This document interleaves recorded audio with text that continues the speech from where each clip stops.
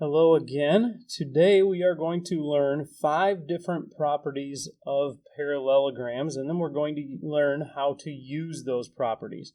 So the first property is actually the definition of a parallelogram.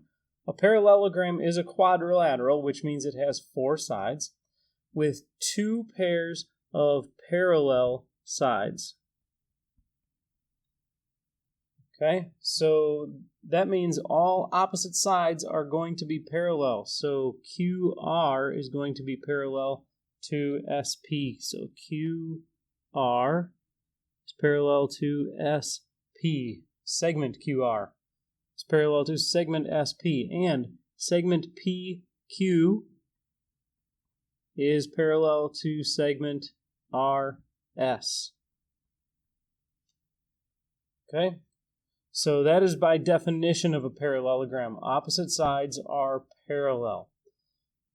Okay, now our next property is that opposite sides are congruent. If a quadrilateral is a parallelogram, then opposite sides are congruent. So that means that segment QR is congruent to segment SP. And segment PQ is also congruent to segment RS. Okay, so opposite sides are parallel and opposite sides are congruent in a parallelogram. Also in a parallelogram, if a quadrilateral is a parallelogram, then its opposite angles are congruent. Okay, so angles across from each other, like angle Q and S. Angle Q is congruent to angle S. And angle P is congruent to angle R.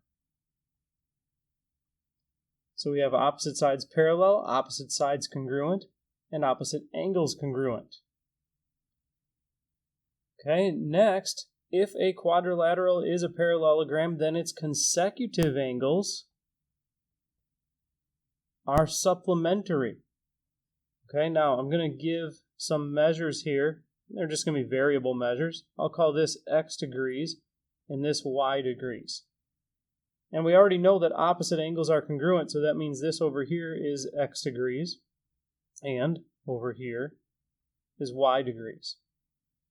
Any x and y that I would add together must add up to 180.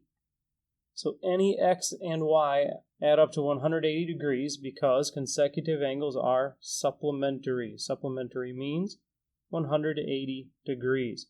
So these two would be 180 degrees. These two would add up to 180 degrees. These would add up to 180 degrees, and these would add up to 180 degrees. And our fifth property of parallelograms is that if a quadrilateral is a parallelogram, then its diagonals bisect each other. So I'm going to draw in a diagonal here, PR, and a diagonal here, QS. Those diagonals must bisect each other. I'm going to call this point right here point M because it is actually the midpoint. I'm calling it M for midpoint. It is the midpoint of QS. It is also the midpoint of PR. Okay, so because these bisect each other, that means they intersect at each other's midpoints. So QM and SM are congruent segments. Segment QM is congruent to segment SM. And segment PM is congruent to segment RM. Okay, so these are the 5 properties we're going to talk about today. Opposite sides are parallel, opposite sides are congruent, opposite angles are congruent, consecutive angles are supplementary, and diagonals bisect each other. Now, let's use those. Okay, so in this picture here, I know this is a parallelogram because opposite sides are parallel. So these arrows here tell me these are parallel to each other. These double arrows tell me these are parallel to each other. So I know I'm looking at a parallelogram. With that knowledge, let's find the values of x and y.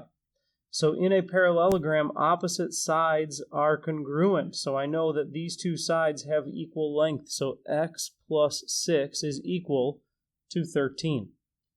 So I can subtract 6 from both sides and get x is 7. So I have my value of x. Now for y. I've got a 68 here and a y here. Those are opposite angles. They're across from each other. And I know that in a parallelogram, opposite angles are congruent. So y is 68.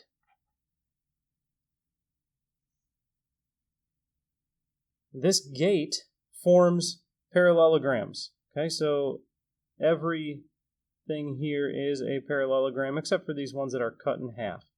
Now, as this gate opens wider, these still remain parallelograms. Their shape changes a little, but they're parallelograms. The angles change, but the sides remain parallel.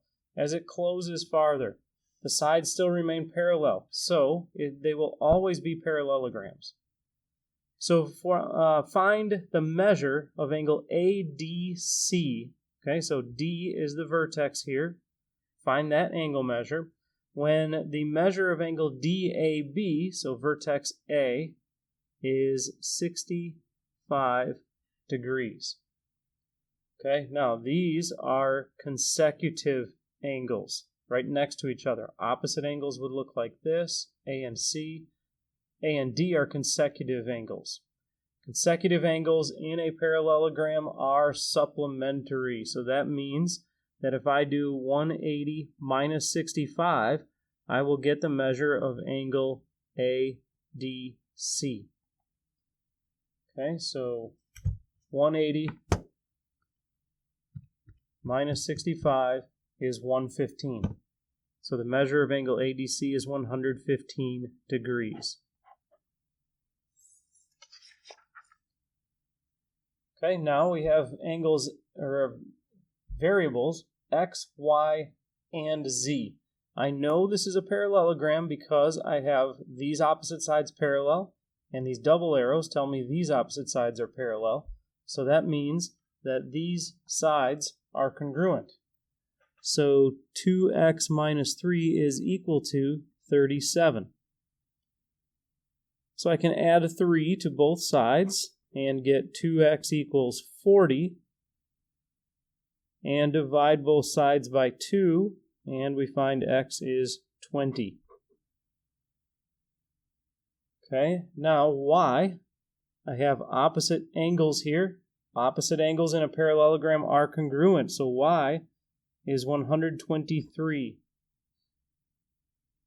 And here I have a pair of consecutive angles, and consecutive angles are supplementary, which means they add up to 180 degrees. So 180 minus 123 will give me z. 180 minus 123 is 57, so z is 57. Okay, now let's talk about diagonals of a parallelogram. We have applied 4 of the 5 properties so far. One of them was just knowing that this is a parallelogram because opposite sides are parallel. Then we dealt with opposite sides being congruent, opposite angles congruent, consecutive angles supplementary. Now the 5th one is about the diagonals, and remember that the diagonals of a parallelogram bisect each other. So that means this point right here, point W, is the midpoint of the two diagonals. So the two diagonals of parallelogram STUV intersect here at point W. It is the midpoint of SU, and it is the midpoint of TV. Find the coordinates of W. We can find the coordinates of point W by using the midpoint formula. So we need to recall the midpoint formula. A midpoint is the average of the x's, so that's 1x plus the other x, and that's 2 items, so divided by 2 gives us the average, and then 1y plus the other y, and that's 2 items, so we divide by 2 and get the average of the y's. Average of the x's, average of the y's, we use parentheses and a comma because it's a point, and that's how points are written. Okay, so we could do the midpoint of segment TV, but point T and point V, those are not integer coordinates. I don't want to just say that's like a half right there because I don't really know. So I'm going to use S and U because those are integer coordinates. S is at 0, 0. U is at 1, 2, 3, 4, 5, 6. And then it's up 1, 2, 3, 4, 5. Okay, so now to find the average of the x's. So for point W, the x's, one x and the other x, are 0 and 6. 0 plus 6 divided by 2. And the y's, one y and the other y, 0 plus 5 divided by 2. 0 plus 6 is 6, divided by 2 is 3. So the x-coordinate of point W is 3. And 0 plus 5 is 5, divided by 2. I'm just going to write it as 5 over 2. 5 halves. We could also write it as 2.5 or 2.5. So there's the coordinates of point W. Let's do another one of those. So we have point Z here. It is the intersection of the two diagonals, so it's the midpoint of Vx. It's also the midpoint of WY. And all of these points are integer coordinates. So this time I'm just going to use W and Y. So W is over 2 and up 1, 2, 3, 4, 5, 6. So W is 2, 6. And Y is 1, 2, 3, 4, 5, 0. Okay, so point Z is the midpoint between 2, 6 and 5, 0. So the x's are 2 and 5, so that's 2 plus 5 divided by 2. And the y's are 6 and 0. 6 plus 0 divided by 2. 2 plus 5 is 7, so Z has x-coordinates of 7 halves, or 3.5 or 3.5. And 6 plus 0 is 6, divided by 2 is 3. So point Z has coordinates of 7 halves, 3. And our last question about diagonals of a parallelogram. So it's given that FGHJ is a parallelogram. That needs to be written here because there's no markings showing it otherwise. So we know it's a parallelogram because it says so. Find the length of segment MH. Remember, nothing over the top here means the length of a segment. The length of segment MH and the length of segment FH. Now, diagonals of a parallelogram bisect each other, which means these must be congruent. So the length of segment MH is 5. So we have a 5 here. And then the length of segment FH, we can just add those together. Segment FH is a length of 10. Okay, so our 5 different properties of parallelograms, we have that opposite sides are parallel. And I'll even just draw them on here. Opposite sides are parallel. Opposite sides are also congruent. We also know that opposite angles are congruent. Consecutive angles are supplementary, and diagonals bisect each other. Those are the 5 properties that we now know about parallelograms. In upcoming lessons, we're going to learn about rhombus, rectangle, and square. Each one of those is actually a type of parallelogram. So all 5 of those properties will apply to rhombuses, rectangles, and squares. Each of those 3 also have their own set of unique properties that we will learn in the next few days.